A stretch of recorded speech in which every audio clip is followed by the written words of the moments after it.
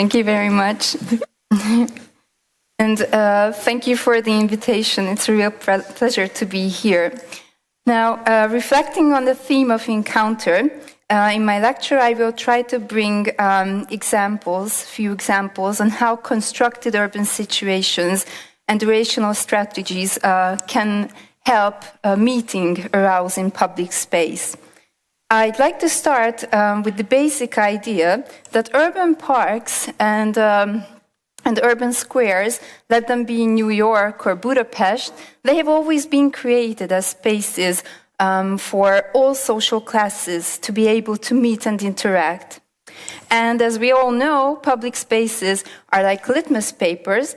They are indicators and true mirrors of processes taking place in our societies. And in Hungary, by the 1970s, urban development and mobilization created the same sort of useless public spaces in Budapest as they have elsewhere. To top this, parking cars everywhere, a little bit different sort of cars, of course, but still parking in public spaces. And of course, being in Hungary, to top this in the communist era, it was really not supported to meet in public spaces. So people still acted in a formal way outside of their homes, even at the end of the 20th century. The streets, as you can see, were really reflecting society. They were really gray, the houses were gray, the atmosphere was really gloomy, and it was really a projection of society, and this really dominated the cities. And this is probably why our works at Újirány really started to concentrate on the social aspects of public spaces.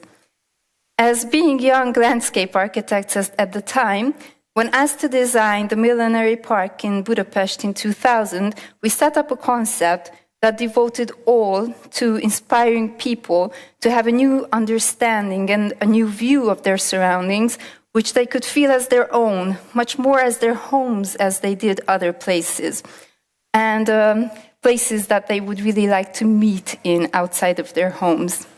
The park's concept was actually drawn up on the temporal process of creation. So we were creating a motivational area to motivate people to interact at the interactive space of the park. In the park, all design elements, such as the grass benches or the hill lines or the glass corridor, the wheat field, the graveyards, they all aim to inspire people to interact with the park and the other people using it. And this idea of enhancing social interaction really stayed at the center of our attention. And turning to our everyday surroundings, our gray streets and squares, the question was, could it really work for people to understand and view these socially inactive places as their own? That was a really difficult question. And the more difficult question was, how could we as landscape architects help this process of change? These are the movable park elements in the Millenary Park, which the people could actually move, and they could alter the space to their needs.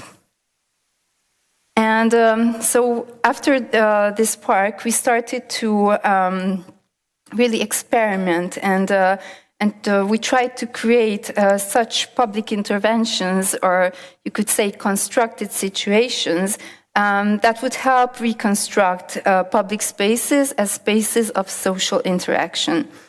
And for example, PolMap, by creating this interactive arena in an underpass in Budapest,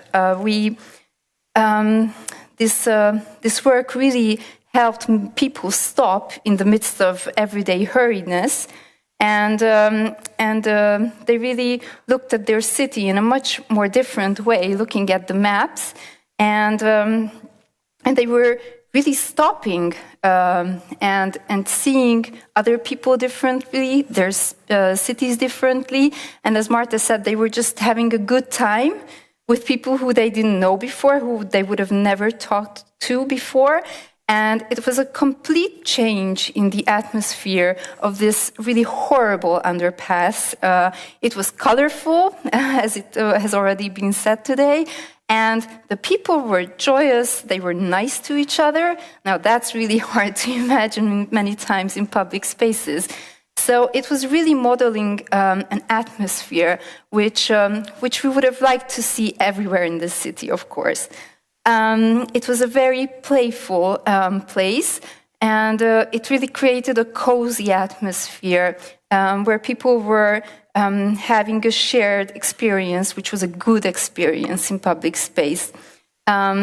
It was playful, mostly because you could use stickers, these colorful stickers, to mark your favorite places in the city, your home, your least liked places in the city, and of course the places that you would have liked to develop.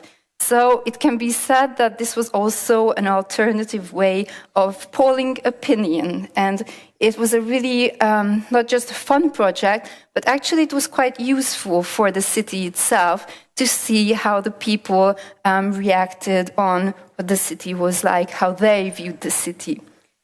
And after seeing how positive and strong effects these sort of public artworks have on people and the atmosphere of the place, we started to develop a durational strategy to incorporate these very playful, very low-cost and temporal public art projects in the process of urban regeneration in order to lengthen the design process to be able to have time to create meeting places, to have discussions about the place, and to learn about the place through fun.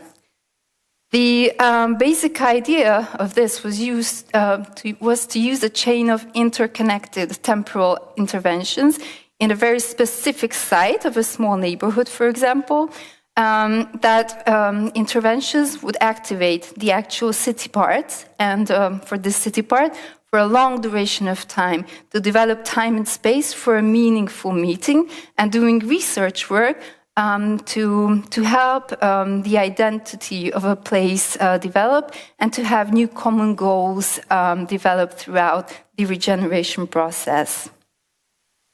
And we believed that this durational method would allow new thoughts and design ideas to rise through the artworks, which of course could be incorporated in the regeneration program, that hence would become a very dynamic one, which would be able to change and adapt with time, of course, upon the needs of the local people, the needs and demands of the local people.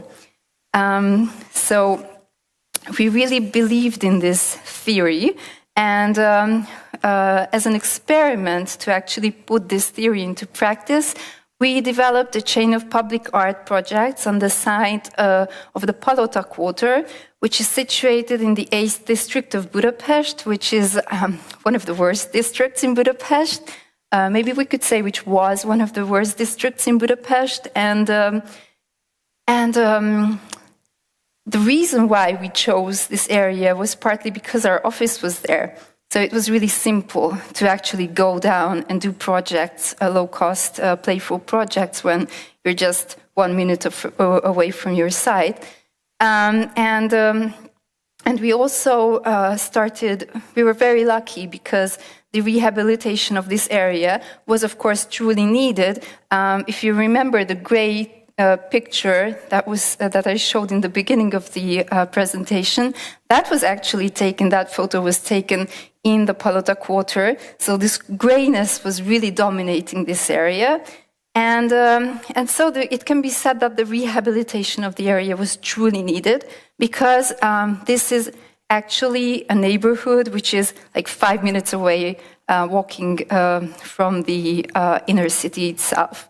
So it was really strange to have such a rundown area be in the middle of the city. So the rehabilitation started in 2007, and we developed 12 art projects scattered around the area during the period of 2008 and 2012.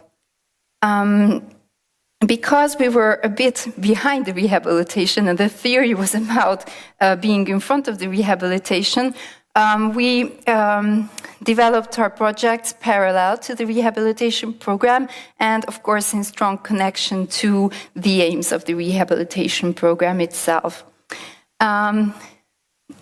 Here you can see the map. This is the 8th district to your right, and this is the Palace Quarter. You can see this is Budapest, and it's really inside, actually, inside the city. And these are the art projects developed, scattered along this part of the 8th district, which you can see is really the closest, situated closest to the inner city. And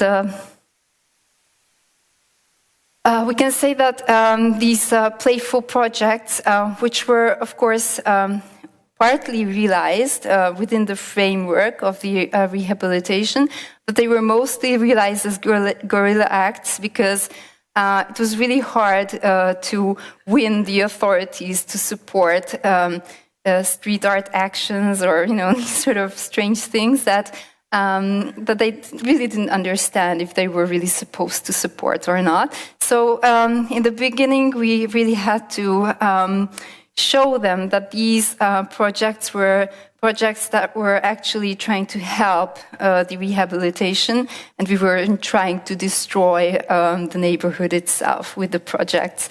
So these projects really try to act as communicational surfaces, which aim to build bridges between the locals, and of course locals and the authorities as well.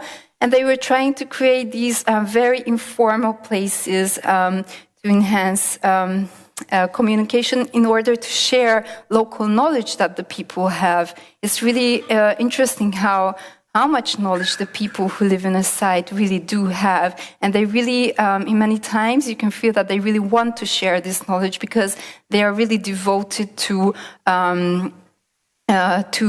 changes being made in order to have a better place to live in.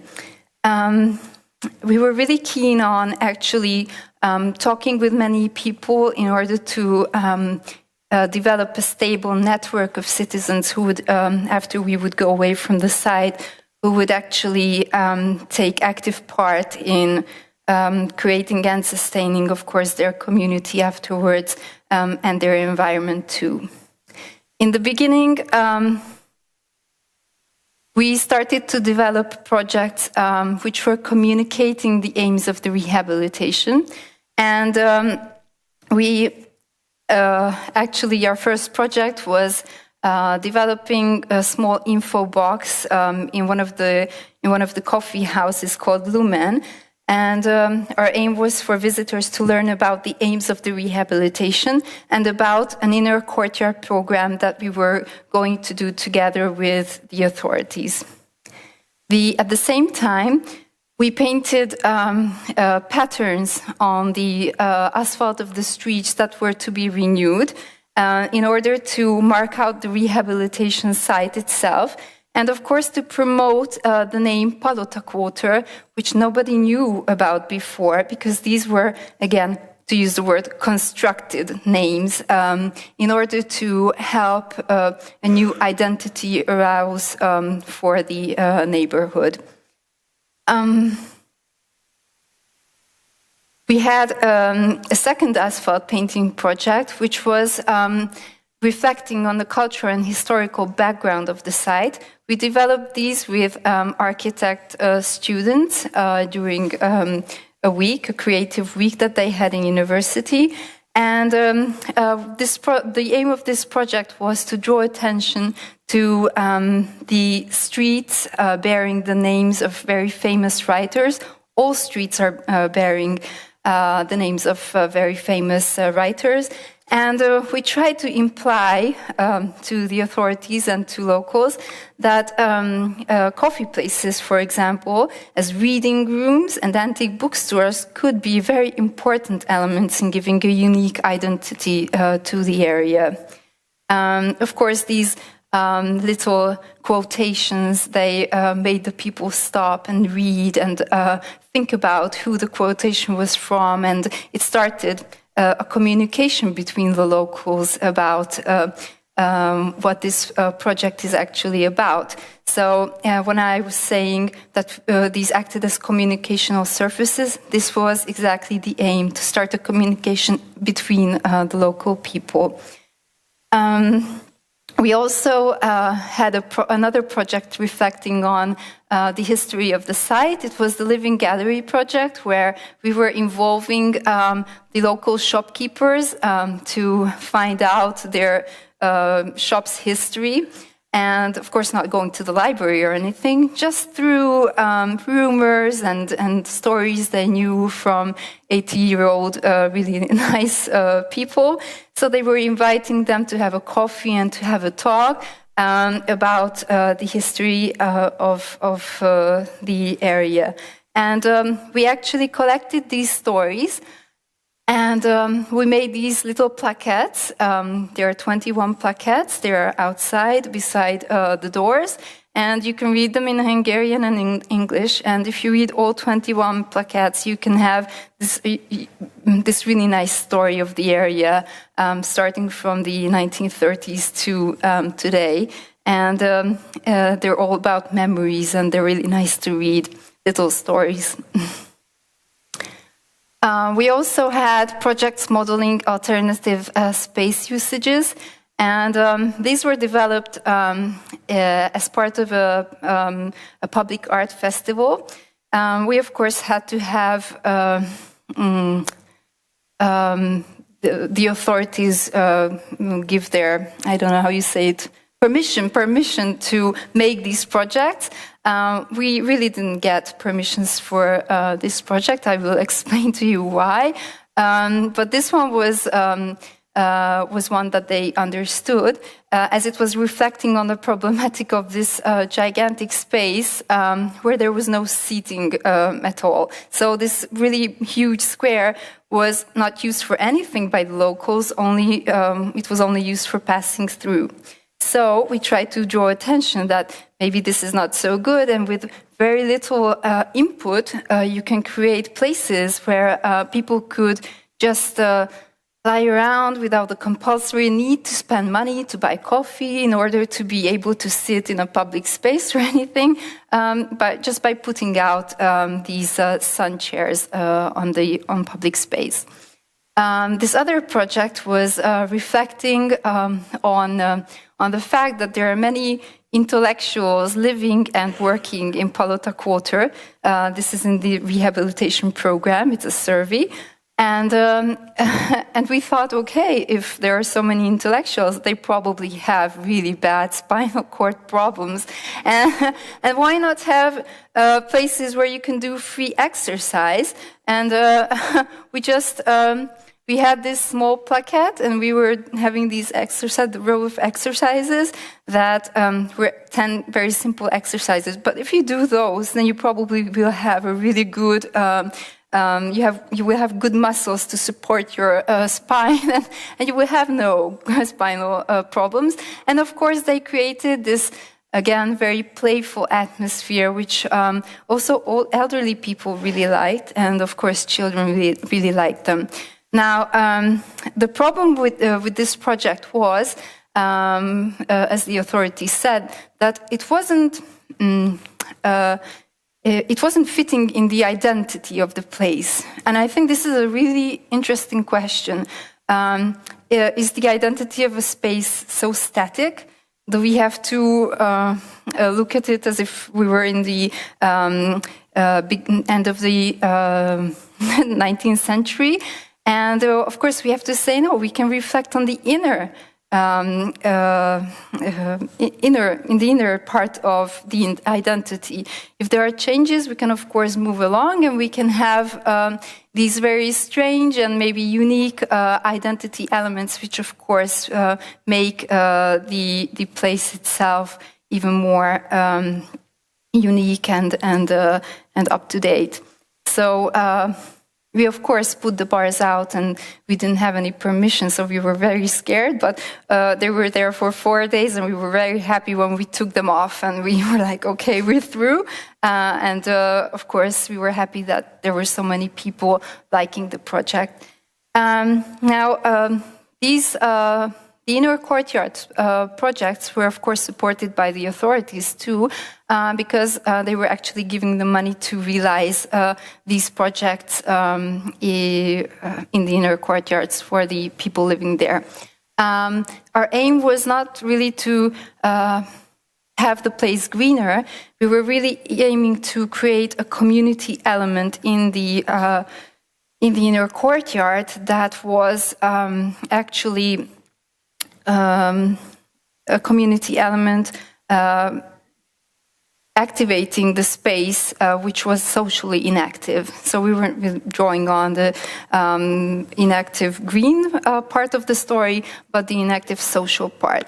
And for example, in this case, we created this sofa, community sofa that could act as a stage, and of course it could be taken apart and it could be used as individual seating elements. We had other projects, one-day lasting projects, open gates programs where we just opened up the gates of these closed-gated buildings, and we made conferences with the inhabitants to invite people from outside to learn about the history and the possible futures of such buildings in the inner city. And finally, as a sign of trust, we were commissioned by the authorities to actually edit a magazine called Palace Quarter Now. And the nice thing about this was that all articles which were in this magazine were written by members of the local civil group that actually emerged parallel to our actions and parallel to the rehabilitation program. So it can be said that this was a really nice ending story to these actions. And moving on, another step, after, of course, we learned a lot through these little projects. And as, of course, our devotion to involve locals, this really led us to this more complex work, which was the community-based reinvention of Teleki Square. It was a competition that we won. And it was a really very intense encounter with the people and the space itself. Teleki Square is situated very near to the Palace Quarter, also the 8th district, but it's in one of the worst neighborhoods of the district. And actually before it was a really busy marketplace. It can be said that this was the heart of the area, really pumping the blood into this neighborhood. And unfortunately, this devolved into a functionless, ill-reputed place, which was quite crime-ridden also. So the rehabilitation of this area was really needed since the 1980s. Our aim, together with the authorities, was to develop a community park and to help the residents be part of this process, this renewal process. And we had a series of workshops. This was our timetable, and anyone could join, of course. We were putting this bucket out everywhere in the neighborhood. And our design method used was the same as the one we would have used in our office. So it can really be said that the people taking part in this project were really becoming true design partners to us, and they could really and truly take part in defining how they pictured their future lives in this area. So we used a variety of tools to bring the residents into the pictures. We had, of course, lectures, just like in school, so that they could learn about what landscape architecture was. And then we had discussions and debates. And then we, of course, had on-site activities. We had interactive mapping. We had temporary land art installations. for example, exposing our dreams about the area, and we had photo exhibits on site. As you can maybe see in the pictures, we were, of course, here you can see us modeling the way we would have liked the paths to evolve. And as you can see, this collaboration between the people was really good, and we usually had a lot of fun. And everybody was saying that they were really waiting for every Thursday to come along, and so that they could meet and think about their futures. So the concept of the park was actually really drawn upon this colorful history, and we were really trying to make this place very inclusive, to have all park elements and activities served to create, again, the once known openness and multiculturality of the place, for it to be very tolerant and receptive. Here you can see the evolvement of the ground plan. So it's really talking, and just writing the words, and somehow it started to develop into an actual ground plan. Here you can see the outcome of the design process. We were really aiming to recreate this meeting of city and the countryside, just like in the market, have this heart beat again. Now it was becoming a very green heart, and we were really wanting this place to become a meeting point which was open to everyone. So we defined it as a multicultural vesting park, which of course reflects former times, but not formally, but more mentally. And this is something really important, because with people, it's really easy to slip into this problematic of using elements which weren't contemporary, for example. So we created closer to the city a forum space, an event space where they could organize activities. With the daytime forum, we created an ornamental garden, which was actually a community garden. We had a big green space, a reading room, which was just a shady green area. And we had a playroom, a garden, and a teen corner, and of course the dog parks, which are really needed in Budapest. And here you can see there are deliberately no people on these pictures, so you can see the design itself. I think it's really important in these processes to not only see the people. It's a different thing, but I think it's important. This is the play garden for the small children, and this is the teen corner, building on the living room idea. And the most important thing is, and this never happened in Hungary before, that during a design process, an association developed, which is up till today organizing events and activities in the park. So it really becomes a lively park that they imagined. And this is something, it's a very big thing, because they are actually realizing their common dreams together. And that's something very beautiful. This is, for example, the place when it was not renewed, and this was the closing party that they organized for the design process, to end the design process. And yeah, it's very Hungarian, but it's like having a party in your backyard. And it's I like these pictures because they are really, truly Hungarian. It's like, and they never had these parties before in the ill-reputed and barren space, although they could have.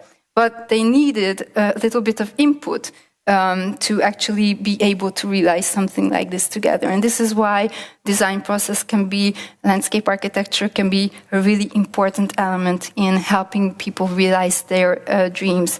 And so, finally, I have to be quick.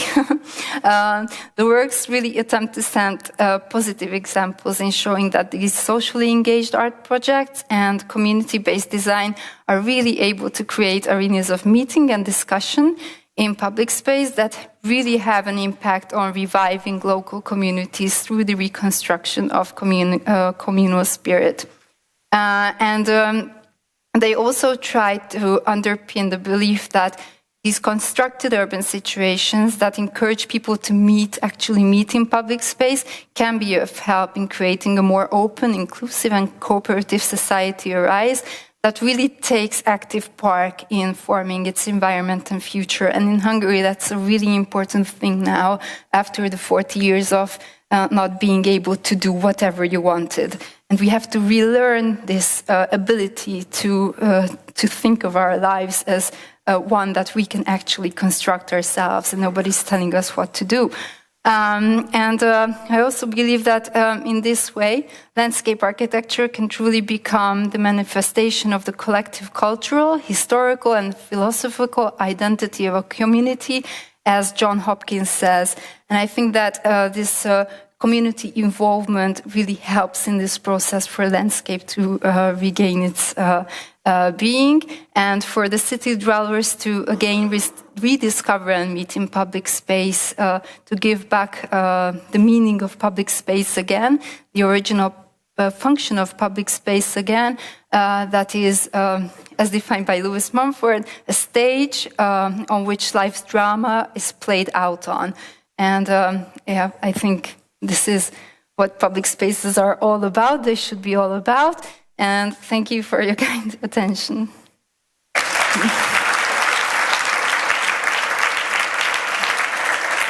Please stay.